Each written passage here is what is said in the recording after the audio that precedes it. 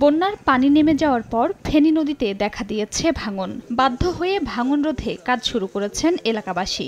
গত কয়েকদিন ধরে সোনাগাজী উপজেলার চর দরবেশপুর ইউনিয়নের ইতালি মার্কেট সংলগ্ন নদীর একাংশে বাঁশ ও বেড়া দিয়ে বাঁধ নির্মাণ করছেন স্থানীয়রা। মুছাপুর রেগুলেটর ভেঙে যাওয়ায় হুমকিতে আছেন 1000-এর বেশি বাসিন্দা। মুছাপুর গেটটা বিলীন যাওয়ার পর থেকে ওখান থেকে আরম্ভ করে নদীর দুই পাশে লোকের কোনো ঘুম নেই। নদীতে অলরেডি ফাট ধরে গেছে, এখন আমরা যা ফাটতেছি নিতেছি আর সবগুলো নদী নিয়ে যাইতেছে। এটা যদি রোধ করা না যায় তাহলে এই ইটালি মার্কেট পর্যন্ত এই অঞ্চলটা রক্ষা করা যাবে না। এই স্থানে দ্রুত বাঁধ নির্মাণ করা না হলে পুরো এলাকা নদীগর্ভে বিলীন হওয়ার শঙ্কা রয়েছে। পাশাপাশি ডাকাতিয়া খালের উৎসমুখ খননের দাবি এলাকাবাসীর। পানি উন্নয়ন বোর্ড কর্তৃপক্ষ যদি দ্রুতগতিতে ব্যবস্থা না নেয় তাহলে আমাদের শত সহস্র বাড়িঘর বিলীন হয়ে যাবে নদীর গর্ভে।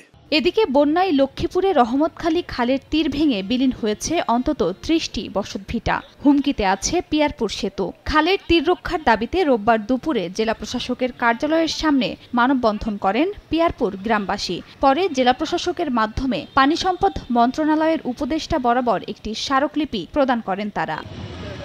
খাদিজা স্বপ্না, সময় সংবাদ।